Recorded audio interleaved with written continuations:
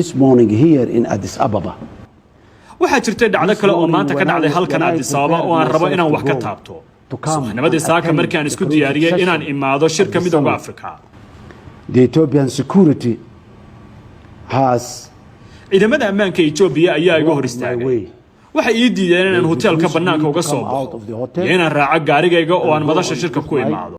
waxaan maanta inaan tafaafulo intiina xogagaalka ahayn safarkii uu madaxweynuhu ku tagay Addis Ababa caqabadihii soo wajahay qaabkii loo soo dhaweeyay oo ahayd qaab ummadda Soomaaliyeed oo dhan ka xanaaqday hoteelkii uu Addis Ababa ka deganay oo ciidan ku weerareen gelitaankii shirka markii uu galayay oo iska hortaag lagu sameeyay qodobka koowaad oo ah madaxweynuhu wuxuu sheegay falcelinta ay sameynayaan inuusan halkan ka sheegayn marka wadankii ku laabto oo falcelin u qalanta qaabka loola dhaqmay inuu sameey doono madaxweynuhu waa xanaaqsan yahay safiirka uu wixi doona ciidamada Ethiopia wadanka jooga oo ka bixi doona Ethiopian Airlines buu ka mamnuuci doona Soomaaliya inay soo gasho qaad Ethiopia ka socda waxyaalahaas oo dhan waa siyaasadda madaxweynaha u degan gadaalaan laabana marka madaxweynuhu inuu Addis Ababa tago siyaasiyiin aad u tiro badan baa markii hore dhaliilaysay ummadda Soomaaliyeed oo dhan raalli kama aysan ahayn sababtoo ah dalkan waynu nusaynaa colaad siyaasadeed baa naga dhaxaysa madaxweynuhu waxa la rabay sida ay siyaasiyiin badan sheegtay inuu wasiiro diro laakiin waa dhacday madaxweynuhu maalintii koowaad markii uu yimid wasiirka ganacsiga loo soo diro horta marka koowaad oo wasiirka arrimaha dibadda alloora looma soo dirin kan difaacana looma soo dirin wasiirka ganacsiga miya wax saasa loo soo diray waa maqaamka madaxweyne lagu soo dhaweeyo midka ugu hooseeyo bahdilaada markii koowaad lagu sameeyay madaxda markii ay yimaadaan roog cas baa loo fidiyaa roog casna looma fidin dhulka ku lugayana waa ku lugayna waynu qaadanay wadanka dagaal siyaasadeed baa naga dhaxay waynu ognahay madaxweynaha hotel baa la dajiyay waxay ahayd hotelkiisa in gaarigiisa shalay ka soo qaado kadibna uu keeno hoolka shirarku ka dhacayaan ciidan baa hotelkii lagu wareejiyay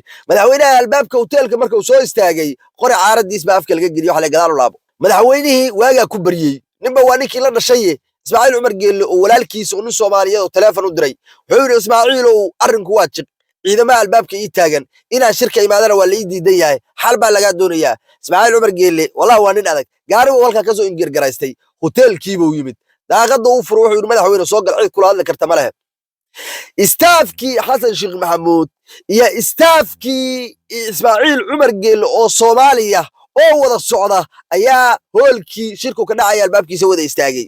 ciidamada Ethiopia halka lagu sii diyaariyay oo la yiri madaxdaas labadaas madax soo socota ay sagelin ayaa albaabkiisa hortaagay qor caaradiis bay hadana tagtay bustoolada la iska soo wada jara labadii staff iyo kuwii Ethiopianka ay bustoolada isku qabteen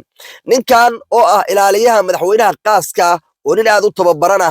ayaa intuu ka tilaabsaday nimankii baa waxa la sheegay albaabkii inuu waraati ku dhuftay shirku ka dhacayay albaabkii oo socda ayaa gudaha galay oo madaxdii meesha ku suraysay u tagay qaabka xooga iyo qararafta iyo siyaasad xumadaas ayaa madaxweynaha anaga nugula dhaqmay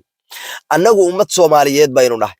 markaynu dal shisheeyay sayno horta qulubtanadu waa inay midaysan tahay madaxweynaha qof kasta oo Soomaaliyeed oo dhiig Soomaaliyeed ku jiro maanta horta waa garab taagan yahay wixii asaga ku dhacana waa wax anaga nagu dhacay wixii sabcad xumaa oo dalka soo gaarana waa wax anaga dhamaantana soo gaaray madaxweynaha waxaan ka codsanaynaa war inaynu dhowrno Ethiopia ma ahan siyaasad midii ugu adkeed bay nugula hadashay annaguna siyaasad midii ugu adkeed waa inaynu kula hadalnaa inaynu safiirkanaga u wacnaa safiirkoodana u dirnaa waa in diyaaradahooda wadankanaga laga mamnuuca iyo qaadkooda calaqaadka waa inaynu si dhaba ugu jarnaa wax la dhowro maanta meesha ma yaalaan madaxweyne dadku adiga ayay kugu daba fayshan yihiin madaxweynihii dalka ayaa tahay maanta codkaada ayaa shaqaynaya wax xun haddaad noo soo jiidana dhammaantan aad noo soo jiiday waxayna kugu garab taaganahay inuu kugu bogaadinaynaa anigoo shacabka Soomaaliyeed afkooda ku hadlaya siyaasad midda ugu adag ee u dhiganta nimankaas waxay kugula dhaqmeen iyo waxa ay wadankanaga kula dhaqmeen oo intay xagga ka soo wareegeen ay wadankii xuduud u kala sameynayaan ay kala goynayaan qaar heshiis la galayaan wax la dhowro meesha ma yaalaane waa inaynu siyaasad u dhiganta aynu sameeyno war wallahi kililada Ethiopia maanta kilil kamida iska daabad inuu Soomaaliya siiyo hadduu laba dhagax siiyo Ethiopia wayna soo weerari lahayd awood ayayna adeegsan lahayd wadan walibana wuxuu sameey lahaa intaasa war wadankaanu annagiiba uu kala qoqobay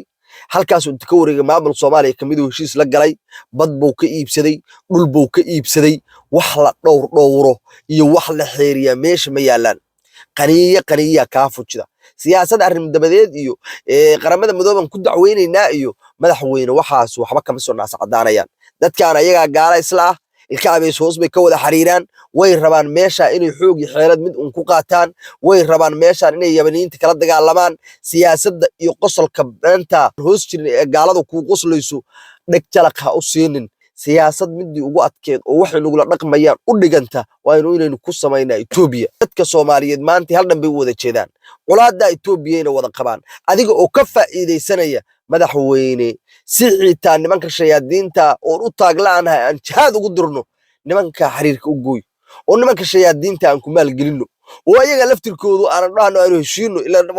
wadankii wala soo wada weerareen soo waxa la dagaalamayeen Itoobiya ma ahan shayaadiinay ilaahay baan ku dhaariyay waa kuwaasa u tagay ayaga soo qarxiya adinka laftirkiinu haddaanan u noolayn annaga kaliya inaan qarxadaan oo dhabin ka tood gaala la dagaalamaysan kuwa dhulka naga soo iibsanaya laba qarax oo degdeg ka soo fidiya laba qarax oo degdeg buka soo siiya waa waxa ugu wanaagsan waay dambeeyay waxa ku soo gabagabaynaya qof kasta oo Soomaaliyeed maanta waajib waxa ku ah hadduu horay mucaarad u ahaa iyo hadduu muxaafid u ahaaba dawladdiisa inuu taageero oo uu garab istaago marka annaga dhaxdanada ay tahay wax ku soo laabanayna laakiin wax naga koreeyo markay nahayaan aynu midowno haddaynu nahay maamul goboleedyo haddaynu nahay qof kasta oo Soomaaliyeed maanta tan waajib ku tahay muuqaalkan waxaan ka codsanayaa walaalkay waa baraarujin qaad meel dheer gaars qof kasta oo Soomaaliyeed soo codkan u dhageyso oo qalbigiisa iyo qalbigaygu ay mid u noqdaan oo aynu cadawga ula dagaalano oo aynu dawladdanada u taageerno muuqaalkan inta daawatid haka gudbin haddaad wadani tahay waay haddii aadan wadani yahayn oo aad tahay tiimka aaminsan dalka uma dhimanayo oo u noolaanaya aad tahay aday ku taala dadka wadaniyaalka baa la hadlaya aad iyo aad ba mahadsantiin